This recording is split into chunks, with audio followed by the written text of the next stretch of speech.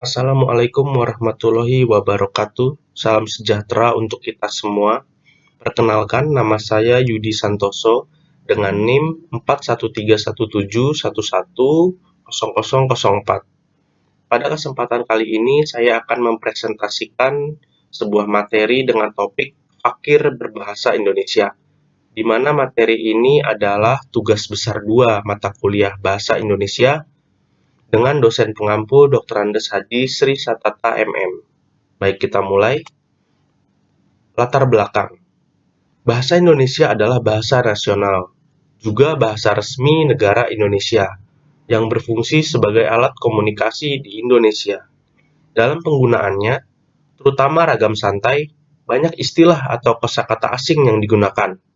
Biasanya, istilah-istilah ini adalah kata-kata dari bahasa Inggris. Padahal, padanan kata tersebut ada dalam bahasa Indonesia yang tercantum di dalam KBBI atau Kamus Besar Bahasa Indonesia, namun jarang sekali dipakai dalam percakapan sehari-hari, sehingga kosakata tersebut terlupakan dan tidak dikenal oleh warga negara Indonesia. Hal ini menyebabkan orang Indonesia menjadi fakir berbahasa atau kurang pengetahuan dalam pemakaian bahasa Indonesia. Perkembangan teknologi yang pesat menyebabkan munculnya istilah-istilah baru. Contohnya, orang lebih mudah menyebut handphone daripada ponsel atau telepon seluler. Sejatinya, pemutakhiran KBBI dilakukan 2 kali setahun, April dan Oktober. Salah satu tujuannya adalah penambahan kosakata untuk sesuatu yang sering digunakan. Namun, masih banyak yang belum mengetahui padanan bahasa Indonesia untuk istilah bahasa asing tersebut, dan istilah asing masih lebih sering digunakan dalam percakapan sehari-hari. Bahkan, masyarakat belum mengetahui arti dari suatu kata, padahal kata bahasa Indonesia tersebut ada dalam KBBI. Berikut adalah contoh kosakata asing yang sering sekali kita gunakan dalam percakapan sehari-hari. Misalnya gadget. Kita lebih suka memakai kata gadget daripada gawai, dan handphone daripada ponsel, mouse daripada tetikus, dan kata-kata lainnya. Misalnya online, yang sebenarnya ada padanan dalam bahasa Indonesia yaitu daring atau dalam jaringan, dan offline sama dengan luring yang artinya luar jaringan. Berikut adalah kosakata bahasa Indonesia yang jarang digunakan oleh masyarakat Indonesia dalam percakapan sehari-hari. Misalnya kata abstain yang artinya tidak memberi suara, fakir, ditolak atau ditampik, bijana, candala, fiat, lasak yang artinya selalu ingin bergerak, semenjana biasa-biasa saja. Ada juga swakarya, contohnya, yang berarti hasil kerja sendiri. Ada juga tubin dan tulat, yang berarti hari keempat dari sekarang, dan tulat hari ketiga dari sekarang. Pembahasan selanjutnya adalah perkembangan teknologi yang berpusat dari bangsa asing. Banyak teknologi yang berkembang pesat dalam 1 dekade terakhir. Kita ambil contoh misalnya adalah ponsel pintar, media sosial Facebook, Twitter, dan lainnya.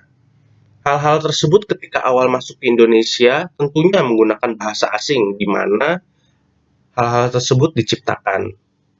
Istilah asing tersebut belum bisa diterjemahkan ke dalam bahasa Indonesia, atau mungkin belum terdapat padanannya dalam bahasa Indonesia.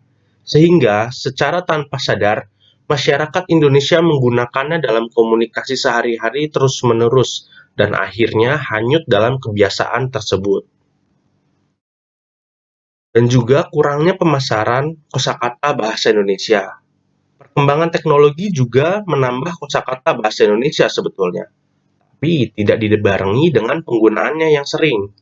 Sejatinya, berbagai media sudah mulai menggunakan kosakata bahasa Indonesia yang baik dan benar untuk padanan bahasa asing yang sering kita gunakan.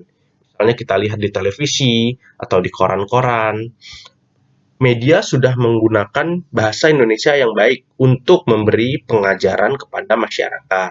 Tapi ada juga pelaku industri seperti toko swalayan, toko tradisional, pengusaha daring, cenderung menggunakan istilah asing untuk menjelaskan produk-produk yang mereka jual. Dan juga di dunia pendidikan juga kurang tersedia ruang untuk penggunaan kosakata bahasa Indonesia dengan benar. Misalnya, dalam pelajaran IT atau teknologi informasi, masih sering dipakai kata-kata dalam bahasa asing daripada menggunakan istilah-istilah yang terdapat dalam bahasa Indonesia. Selanjutnya adalah pola pikir yang salah dalam mempelajari bahasa. Fakir berbahasa akibat dari kurangnya minat mempelajari bahasa Indonesia, yang berakibat tidak ingin tahu padanan yang tepat, dan juga berasal dari minat baca yang rendah. Selain itu, ada juga kesalahan dalam pola pikir masyarakat, yaitu akan merasa bangga memakai istilah asing karena dianggap lebih keren. Bahkan, masyarakat sengaja mencampur kosakata bahasa asing dan bahasa Indonesia saat berkomunikasi. Saran untuk menanggulangi masalah fakir berbahasa Indonesia.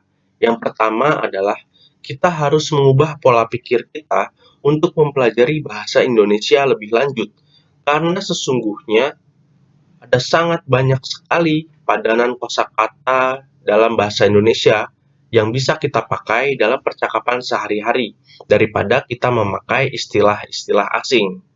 Yang kedua adalah kita harus meningkatkan minat membaca buku. Dengan banyak membaca buku, tentunya akan menambah referensi berbahasa kita. Yang ketiga adalah media informasi dan pelaku industri diharapkan lebih sering menggunakan kosakata bahasa Indonesia yang benar untuk menjelaskan produk-produk yang mereka jual daripada menggunakan istilah asing. Tentunya hal ini akan juga turut serta meningkatkan pengetahuan berbahasa masyarakat. Lalu saran yang terakhir adalah dalam bidang pendidikan, pemerintah diharapkan memberi materi khusus mempelajari kosakata bahasa Indonesia untuk meningkatkan kemampuan berbahasa dari siswa-siswi dan juga mahasiswa. Ini adalah referensi dari pembuatan Salindia ini. Akhirnya, sudah sampai pada akhir presentasi materi ini. Saya ucapkan terima kasih banyak. Wassalamualaikum warahmatullahi wabarakatuh.